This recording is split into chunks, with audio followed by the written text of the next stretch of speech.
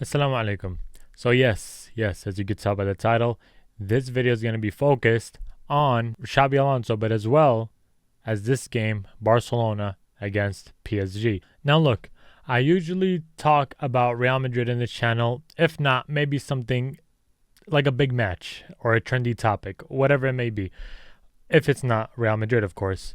But I did want to speak about Barcelona, and I did want to speak about PSG, and I did want to speak about this game specifically. And now you're probably wondering, how is XABI Alonso involved in this? He has nothing to do with this. Real Madrid had nothing to do with this game. But in reality, they kind of do. XABI Alonso, please learn from one of them. Learn from either Luis Enrique, learn from Hansi Flick, because the way this game went, it could have went to either side. Now I know PSG was missing their entire attack. And with this attack that they have right now, they look solid. Especially Marquinhos being missed in the defensive lineup. The defense looked solid. There was moments where Barcelona could have scored, moments where PSG could have scored. Like, it went both sides. Lamine Yamal had a fantastic game. In my opinion, the first maybe 10-15 minutes, Lamine Yamal was the best Barcelona player. And then he kind of slowed down from there. He did really well winning that free kick for Barcelona. Now, some people were saying that should have been a second yellow. Some people were saying it's not. In my opinion, I guess it's up to the referee.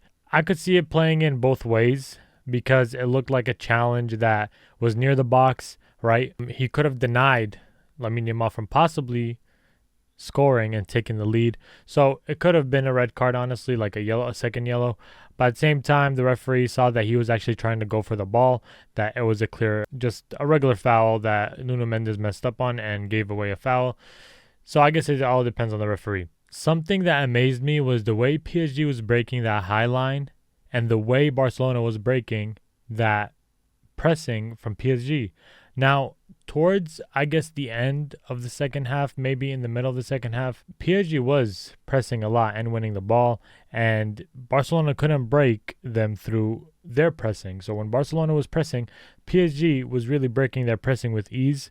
I don't know if maybe the energy went down. I don't know. Maybe the players were tired. I don't know what it is, but you could just see it. You could see who had the ball the most, and you could see clearly by the result who was beating whose press and who was scoring and who was defending, who was attacking. But I was looking at the rating right here. So as you can see on your screen, the best player for PSG was Hakimi, right? In my opinion, I don't know why Vitinha has a 7.2, because if you guys saw the way he controlled that midfield, I'm not going to lie. This game, it was better than Pedri. However, Pedri was phenomenal, by the way. Pedri, this game, was unstoppable. The only way to stop him was through fouls. He was phenomenal this game. Dani Olmo, it's a right thing that he got subbed off. I don't know why he got subbed off a little late. Rashford was doing really good. I'm not sure why he got subbed off. He was winning free kicks. He was getting past defenders. He was passing the ball more frequently compared to other games. So, yeah, I don't know why he got subbed off. I would kind of make the argument for De Jong to get subbed off. Not sure why. He stayed. It looked like Eric Garcia maybe got injured, or maybe that's why he got subbed off. Koundé was getting bypassed. Koundé was dropping on the floor. When Balde came in, he tried to set the tone, but didn't really do much, in my opinion. But, yeah, just by on paper, you could see that PSG had a much better game compared to Barcelona. Now, where does XABI Alonso come in this, right? Where does how am I going to let him learn from this, right? That is not my job. It's up to him if he wants to learn from this. But you can see by the way the structure of each team, you can see the identity of each team. And then when you see Real Madrid play, there is no identity. The way, for example, PSG and Barcelona attack, you could see they set the tempo high. It was going both sides. The tempo was high. The defending was harsh. Everything overall. We both know that PSG and Barcelona both have this dominant identity, which is why they are succeeding, one in La Liga and the other one in the French league. So that's what I'm saying by this game could have went either way, but XABI Alonso has to find that identity with Real Madrid. Real Madrid right now, we have a lot of players who have this individual brilliance, right? They could both carry, not both, but they could all play to the best of their own ability. But now it comes to how can they transfer that to playing as a team. And that is something that is something Barcelona and that is something PSG are very good at. Because PSG and Barcelona both have players who have this individual brilliance. However, they are going to play for the team no matter what. Like for me, the only player in Barcelona that I think who tries to play for himself is Lamine Yamal. However, that's the only one that I see. However, he always passes. He always plays for the team. So that tells you a lot. And then when you look at Real Madrid, you can see Mbappe, you can see Bellingham, you can see Vinicius, you can see Rodrigo, you can see, I don't know, you could also see maybe Valverde, but you could see a lot of these of our main attackers. They have individual brilliance, but they don't know really how to connect with one another.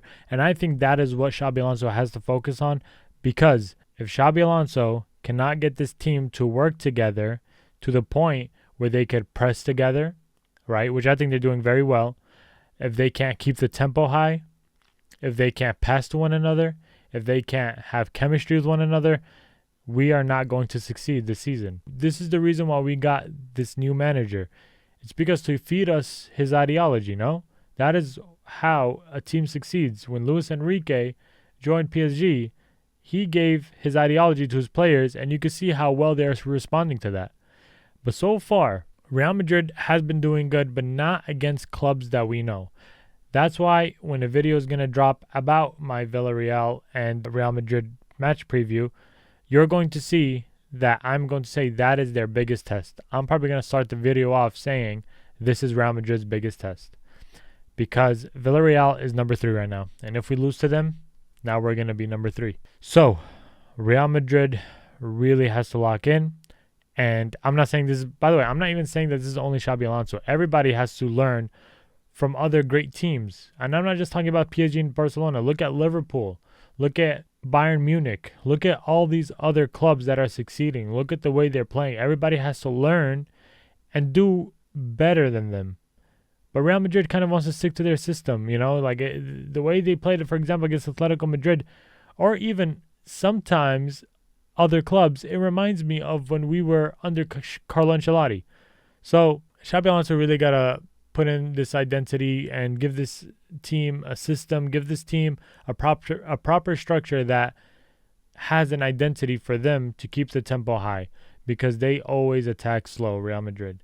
And we can't rely on counters. We can't rely on last-minute equalizers. We can't rely on just throwing the ball in the box and hoping somebody's going to be there. We can't rely on having all of our players on the left side and nobody's in the middle. We need a proper structure and identity. And I hope that XABI Alonso was watching this game, because soon enough we are going to verse Barcelona. And most likely, or probably in the UCL, there's a possibility of us facing PSG. So XABI Alonso, please do your homework, and also the players as well. They have to learn from other players.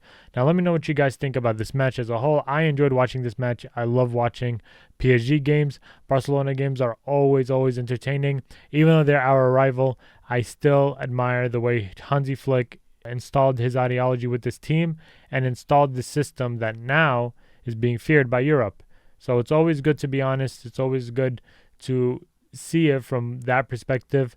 Do I want to see Barcelona win? Obviously not. But I'm not going to hate on them for no reason.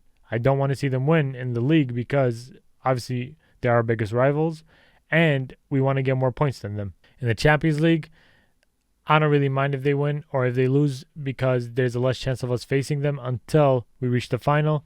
So it's really like you have to see it as that. Too much hate is not good. All right. So let me know what you guys think about the game. Let me know what you guys think about if XABI Alonso should learn from these teams or not.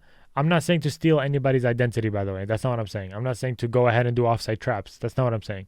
I'm saying to learn how Hansi Flick, how Luis Enrique put their ideology into their team, right, without them copying anybody, without them forcing anything, because at the same time, these are players as well. They can't just kind of change in a snap. So let's see what happens. Let's see if Real Madrid beats Villarreal in a fashion order. And let's see if there's going to be a change in Real Madrid before the big matchup, which is a Clásico, and before that, in Anfield against Liverpool. So if you're new, make sure you like, make sure you comment, make sure you subscribe for more. And until then, Salam Alaikum.